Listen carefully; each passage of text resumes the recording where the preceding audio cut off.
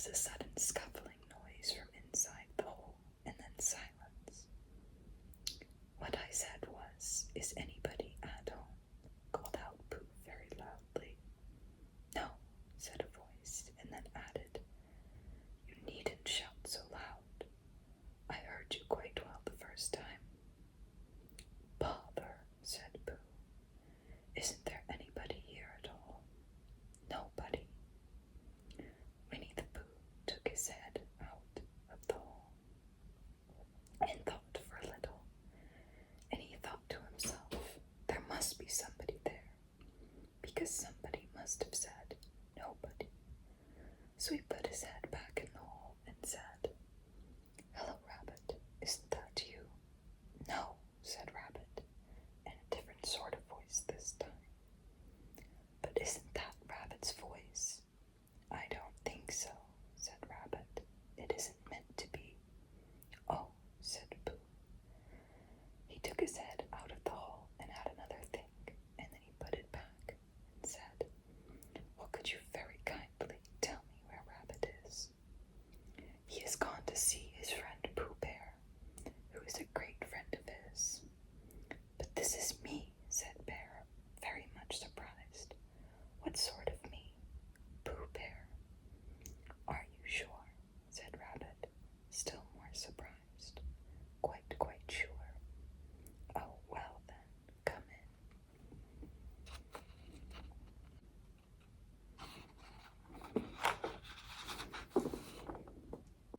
So Pooh pushed and pushed his way through the hole, and at last he got in. "You are quite right," said Rabbit, looking at him all over. "It is you. Glad to see you. Who did you think it was?" "Well, I wasn't sure. You know how it is in the forest. One can't have anybody coming into one's house. One has to be careful. What about a mouthful of something?" Pooh always liked a little something at 11 o'clock in the morning, and he was very glad to see Rabbit getting out the plates and mugs, and when Rabbit said, "Honey or condensed milk with your bread," he was so excited that he said both, and then, so as not to seem greedy, he added, "But don't bother about the bread, please." And for a long time after that he said nothing, until at last, humming to himself in a rather sticky voice, he got up, shook Rabbit lovingly by the paw, and said that he must be going. "Well," said Pooh, "I could stay a little longer if you," and then he tried very hard to look in the direction of the larder. "As a matter of fact," said Rabbit, "I was going out myself directly." "Oh, well then, I'll be going on. Goodbye." "Well, goodbye, if you're sure you won't have any more." "Is there any more?" asked Pooh quickly. Rabbit took the covers off the dishes and said no, there wasn't. "I thought not," said Pooh, nodding to himself. "Well, goodbye, I must be going." So he started to climb out of the hole. He pulled with his front paws and pushed with his back paws, and in a little while his nose was out in the open again, and then his ears, and then his front paws, and then his shoulders, and then— "Oh, help," said Pooh.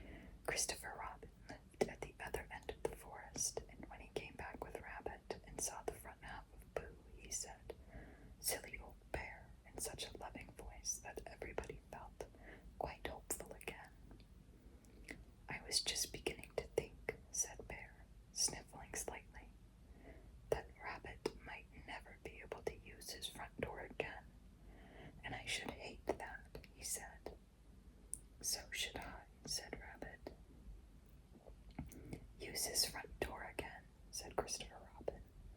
Of course he'll use his front door again. Good, said Rabbit. If we can't pull you out, Pooh, we might push you back. Rabbit scratched his whiskers thoughtfully and pointed out that when once Pooh was pushed back, he was back. And of course, nobody was.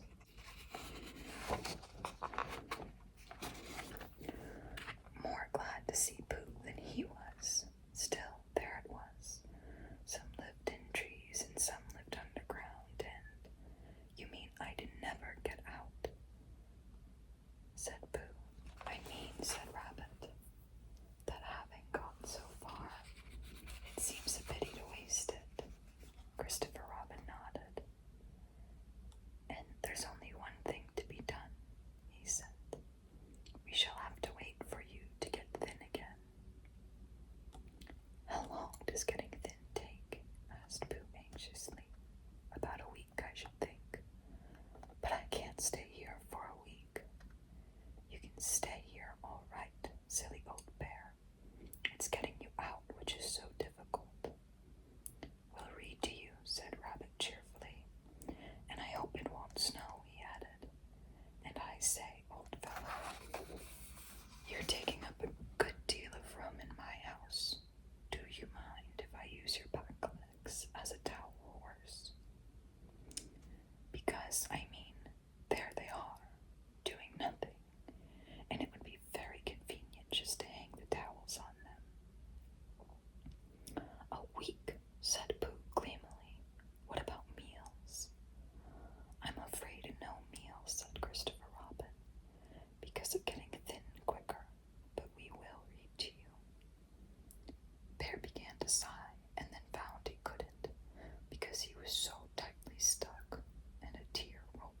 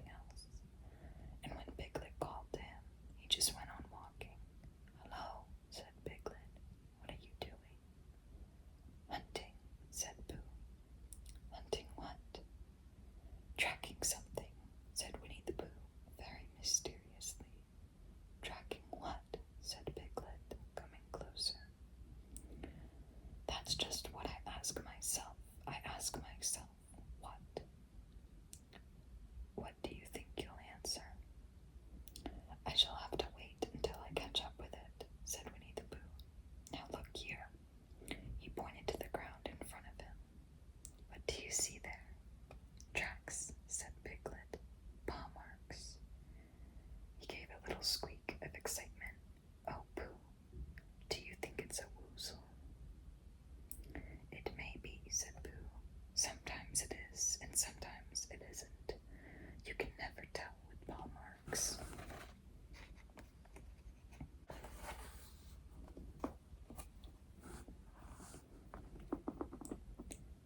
With these few words, he went on tracking, and Piglet, after watching him for a minute or two, ran after him. Winnie the Pooh had come to a sudden stop and was bending over the tracks in a puzzled sort of way. "What's the matter?" asked Piglet. "It's a very funny thing," said Bear, "but there seems to be two animals now. This, whatever it is, has been joined by another, whatever it is, and the two of them are now proceeding in company. Would you mind coming with me, Piglet, in case they turn out to be hostile animals?" Piglet scratched his ear in a nice sort of way and said that he had nothing to do until Friday and would be delighted to come in case it really was a woozle. "You mean in case it really is two woozles," said Winnie the Pooh. And Piglet said that anyhow he had nothing to do until Friday, so off they went together.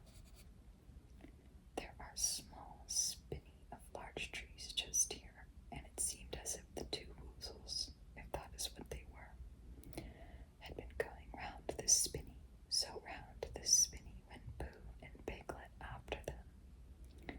Piglet passing the time by telling Pooh what his grandfather, Trespassers W, had done to remove stiffness after tracking, and how his grandfather, Trespassers W, had suffered in his later years from shortness of breath and other matters of interest. And Pooh, wondering what a grandfather was like, and if perhaps this was two grandfathers they were after now, and if so, whether he would be allowed to take one home and keep it, and what Christopher Robin would say. And still the tracks went on in front of them. Suddenly, Winnie the Pooh stopped and pointed excitedly in front of him. "Look!" "What?" said Piglet with a jump, and then, to show that he hadn't been frightened, he jumped up and down once or twice in an exercising sort of way.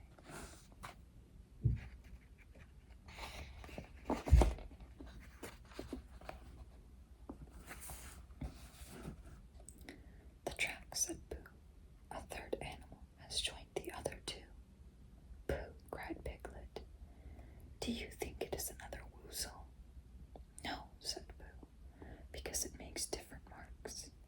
It is either two woozles and one, as it might be, whistle, or two, as it might be, whistles and one, if so it is, woozle.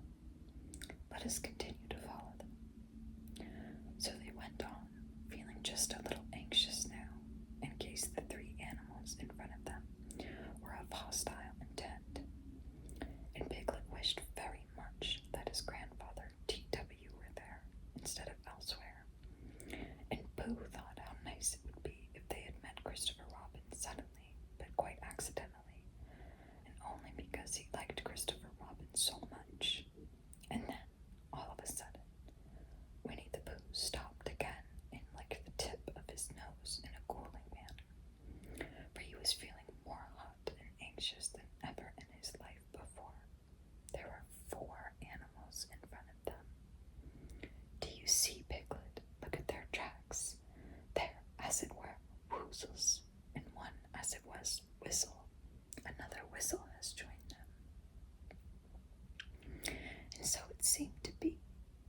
There were the tracks, crossing over each other here, getting muddled up with each other over there, but quite plainly, every now and then, the tracks of 4 sets of paws.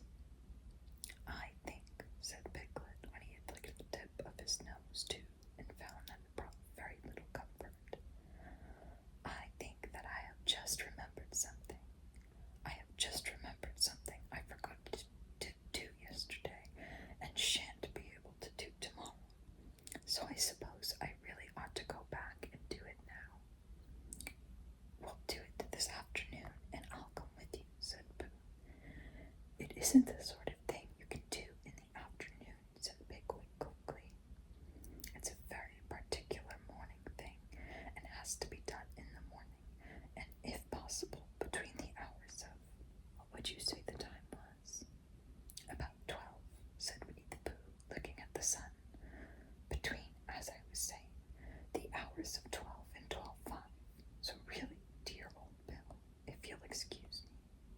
What's that?